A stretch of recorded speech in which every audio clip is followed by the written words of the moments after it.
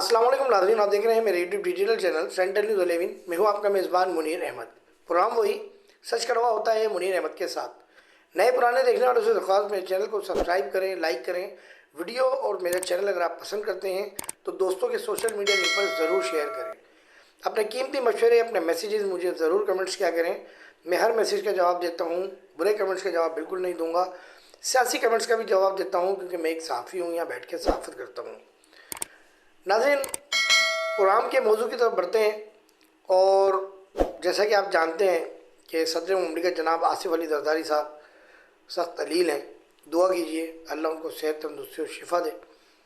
और इसके साथ ही हमने ईद के 3 दिन अपने घरों में अपनी फैमिली के साथ गुजारे, लेकिन हमारे जवान ऐसे भी हैं जो बॉर्डरों पर लड़ रहे हैं, मुस्तकिल लड़ रहे हैं और शहीद हो रहे हैं, फ्रंट मैन का किरदार अदा करते हुए सीने पे गोलियां खा रहे हैं। प्रोग्राम के मौजू की तरफ बढ़ते हैं। प्रोग्राम के मौजू में शामिल करते हैं सबसे पहले कि अल्ताफ़ हुसैन मुसलसल कह रहे हैं कि बलोचों से मुज़ाकरात करें, बलोचों से जो है वो हमदर्दी का इजहार करें, पंजाब के लोग बलोचों से नफ़रत ना करें।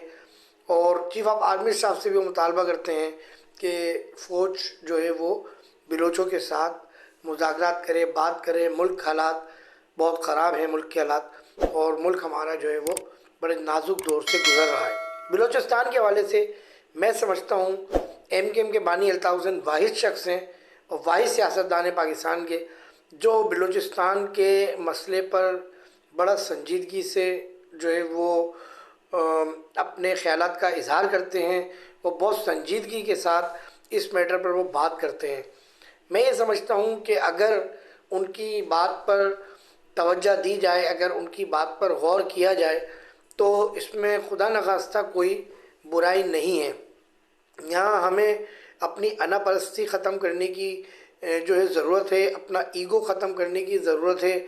हमें पाकिस्तान बचाना है। जब पाकिस्तान के लिए हमारी फ़ोर्स जाने कुर्बान कर रही है, पाकिस्तान के लिए हमारी फ़ौज बॉर्डरों पर अपना खून जो है वो बहा रही है, हमारे लिए, हमारे मुल्क के लिए, हमारे डिफेंस के लिए, तो मैं ये समझता हूँ कि अल्ताफ़ हुसैन समेत अगर कोई भी ऐसा सियासतदान जिसमें इमरान खान भी शामिल हैं, वो कोई अगर पॉलिसी बताते हैं कि इस पॉलिसी पर अमल करें तो ये मामलात हल हो सकते हैं, तो चीफ़ ऑफ आर्मी स्टाफ को चाहिए कि वो इन बातों पर गौर करें।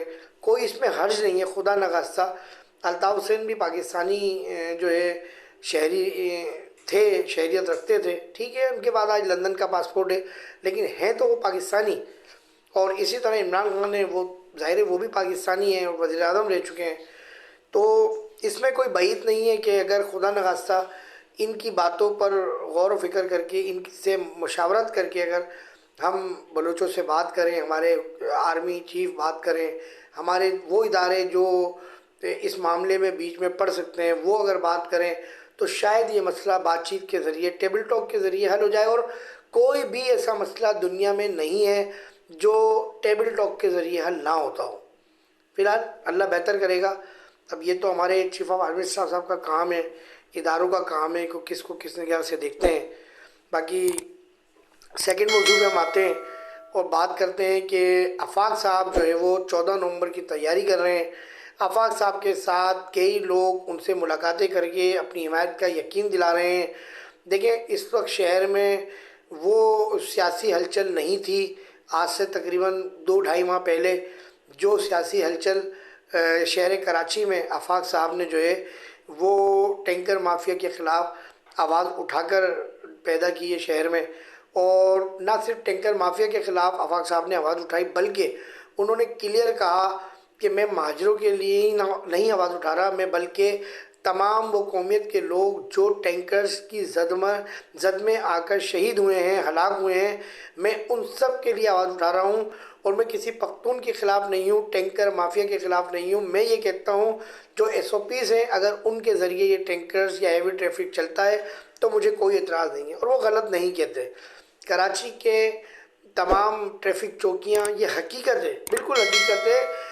आफाक साहब भी जानते हैं और कराची के तमाम क्राइम रिपोर्टर जानते हैं, कोई इसमें बईद नहीं है। मैं क्लियर बोल रहा हूँ, हो सकता है मेरी ये बात किसी को बुरी लगे।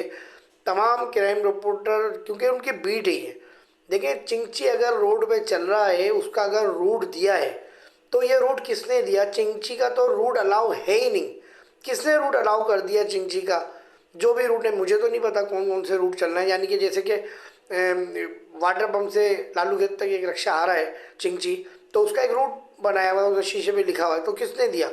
उसकी ना नंबर प्लेट है, उसका ना एक्साइज का लेटर है, कुछ भी नहीं है, और रजिस्टर ही नहीं हुआ हुआ, वो रूट किसने दे दिया उसको? तो ये बहुत से मामला थे, इस पर हम बाद में एक प्रोग्राम कर लेंगे।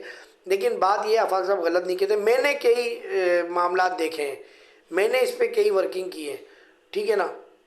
कोई रूट परमिट नहीं है, कुछ भी नहीं है, लेकिन बस चल रहे हैं, क्योंकि जाहिर है हर चौकी पे पैसे जाते हैं और हर चौकी का पैसा जो है वो ऊपर तक जाता है। इसमें कोई खुदा न खास्ता दो बातें नहीं है, ये हकीकत बात है, क्योंकि यह पाकिस्तान है, कानून है। जब कानून हरकत करता है तो सब कुछ नीचे आ जाते हैं। कानून से बालातर कोई नहीं है अगर कानून हरकत करे तो। इसी तरह अगर मैं समझता हूँ कि ट्रैफिक पुलिस के जो हमारे डीआईजी साहब हैं, वो अगर डंडा उठा लें, तो ये जो चिंची माफिया है, मैं समझता हूँ शहर में ट्रैफिक जाम का मसला ही हल हो जाएगा। मैं अगर हैवी ट्रैफिक की जानिब आता हूँ, तो हैवी ट्रैफिक के लिए भी डीआईजी साहब अगर डंडा उठा लें, सीरियस हो जाएं, तो हैवी ट्रैफिक मैं समझता हूँ 15 से 20% शहर में दाखिल होगा, वरना नहीं होगा। क्योंकि बहुत से मामला होते हैं, हम लेटर लिख रहे हैं मुतल्लिका इदारों को, इंशाल्लाह ताला जब वो लेटर हम रिसीव करवाएंगे तो उस पर प्रोग्राम करेंगे और बताएंगे आपको कि उस लेटर में हमने क्या लिखा था। नाज़रीन, प्रोग्राम का इख्तिताम करते हैं। अपना बहुत ख्याल रखिएगा, पाकिस्तान के लिए दुआ कीजिएगा, पाकिस्तान तक क़यामत सलामत रहे, पाकिस्तान के तमाम इदारे सलामत रहें। Army force, rangers, police, intelligence, तमाम इदारों के जवान अफसरान को अल्लाह अपनी अमान में रखे, हम सबको अल्लाह अपनी अमान में रखे। कैमरामैन अरज अब्बासी के साथ सेंट्रल न्यूज़ 11 से मुनीर अहमद को इजाज़त दीजिए। अस्सलाम वालेकुम वरहमतुल्लाहि वबरकातुहू।